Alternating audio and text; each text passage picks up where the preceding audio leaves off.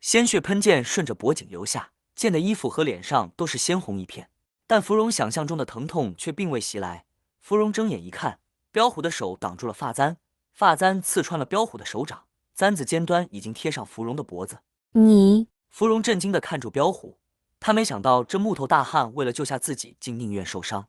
彪虎手中的鲜血仍在流淌，但他依旧坚定地站在芙蓉面前，庞福感受不到手掌被刺穿的疼痛。他面无表情地将发簪抽出，丢给了泽人，因为这个发簪就是开启宝箱上盖的钥匙。泽人温和地说：“怕再次刺激到芙蓉，死固然很简单，但活下来面对更难。你难道没有其他想做的事情吗？”想做的事情。许是从没问过自己想要什么，芙蓉一时间也回答不上来。泽人阐述自己的观点：人都该有理想，每个人都有追求的东西。我想当宰相，改革现有的制度律法，让人民过得更好，所有人都能平凡地过上一生。彪虎也开口：“我想成为最强的，保护身边所有的人，希望不要再有像我一样颠沛流离之人。看住泽人能不能够爬到他想要去的地方。”听到这两个人大方分享自己的理想，他像是被吸引住了般，静静地听着，或许是羡慕，或许是震惊。原来人可以有理想，可以除了温饱之外还有想做的事情。一直以来从未有人这样问过他，从没人关心自己想做什么，但眼前这两个陌生的人却给予他开始想这个问题的契机。范泽人走到芙蓉的身边，蹲下来，温和地问道：“为什么偷窃？事已至此，理由重要吗？”芙蓉垂头丧气，觉得再怎么说也不会有人原谅他的生命比什么都重要。你现在认罪了，但是你看起来并不像为了宝藏而偷窃的人，你连死都不怕了，还怕说实话吗？泽人的声音中带着一丝温暖和宽容。泽人无条件的温柔和关心打破了他最后的防线，他感受到了泽人的善意和宽容，他的眼泪却无声的滑落。芙蓉气馁的放弃了挣扎，他无力的坐在地上，眼中闪烁着一丝悲凉和无奈。他的心中充满了复杂的情感，一方面是对自己罪行的懊悔，另一方面是对命运的无奈和抗拒，一方面又庆幸自己遇到的是泽人这样善良的人，还有那个救下自己的木头大汉。范泽人注视着他，他知道芙蓉心中的挣扎和痛苦，他想给他一个机会，一个机会让他敞开心扉，诉说他的故事。芙蓉，范泽人温柔地开口道，声音中充满了关怀和理解：“你究竟经历了什么？为何会走上这样一条不归路？”芙蓉咬着嘴唇，她仍然抗拒着，不愿透露自己的过去。看住芙蓉犹豫不决的样子，彪虎开口：“我也曾经身不由己地做着很多错事，我是个土匪、抢劫、偷窃，甚至杀人，我也都做过。但遇到泽人之后，我才发现原来人生可以改变。我以为的无法改变，却在遇见他之后改变了，也才有现在的我。我明白你的痛苦和绝望，因为你就像当时的我，但现在的你也有机会改变，不要错失这个机会。”芙蓉听着范泽人和彪虎的话语，心中波涛汹涌，他感受到了一丝希望和温暖。他深深地叹了口气，终于打破了沉默，开始诉说起自己的故事。我只是一个棋子，一生都受人摆布。为了生活，我做了许多见不得光的事情。我是探子，是刺客，也是杀手。只要是主人的交代，我们这些棋子都得完成。若没有完成，轻则不吃不喝，重则毒打致死。我就过着这样的生活，苟活至今。身旁的人都一个一个的死去，只有我还活着，活得痛苦不堪。芙蓉的声音带着凄凉和哀伤，回想那令人憎恨的过去，他紧紧抱住自己的肩膀。范泽人和彪虎静静地听着芙蓉令人心惊的故事，他们从未想到芙蓉背后竟然有如此悲惨的故事。芙蓉的眼泪无声地滑落，她深深地叹了口气。跟你们说这么多，你们又能明白什么？我孤独地活着，没有人能理解我，也没有人会在乎我。那你的家人跟兄弟姊妹呢？我从小就被买下，当时年纪太小，已经没有印象。或许本就是孤儿，或许家里被灭门，又或者我只是被他们抛弃的弃子罢了。芙蓉的笑中带着嘲讽，她笑的是自己悲凉的一生，笑的是无尽孤独的悲哀，笑的是从来不知为何而活，甚至笑的是不知自己究竟是谁。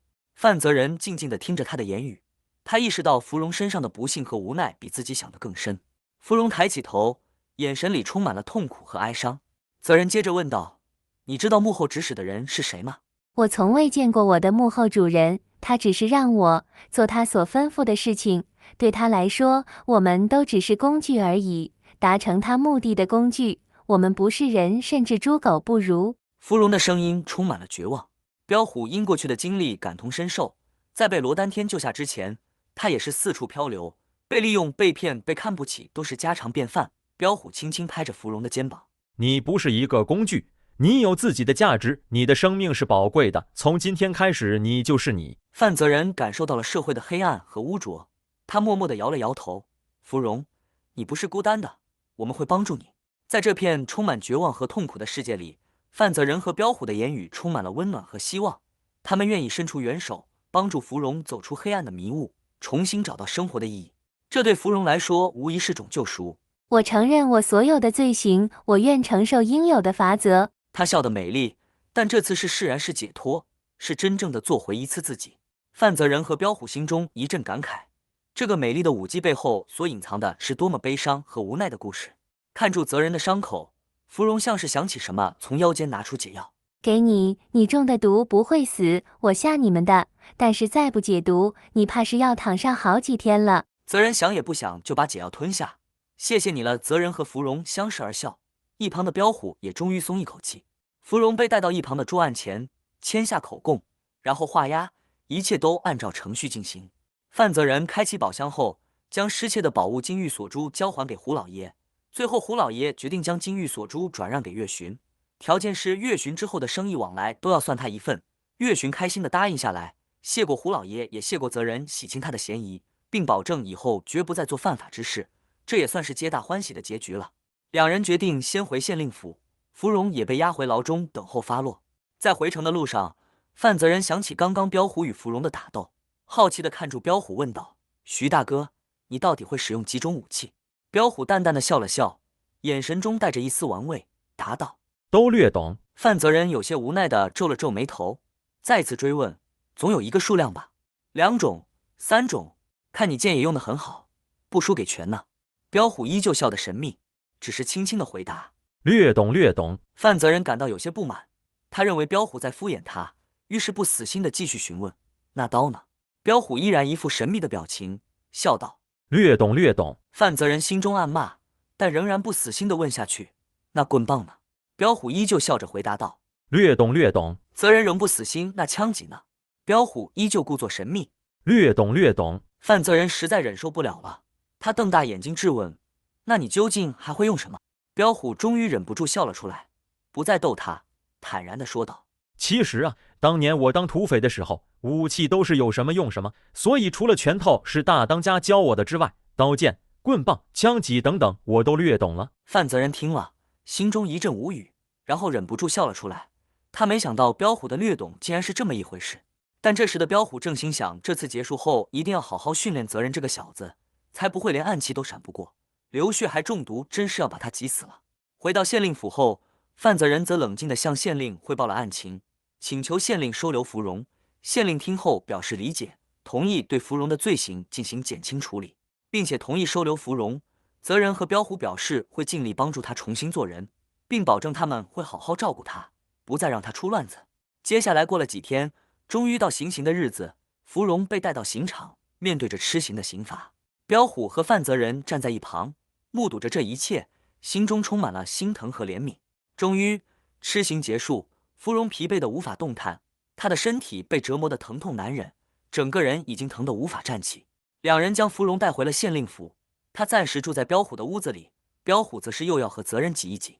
彪虎走上前，将伤药递给芙蓉，温柔地说道：“这些伤药能帮助你缓解疼痛，记得服药，好好照顾自己。”芙蓉感激地接过伤药，眼中充满了感动和感激之情。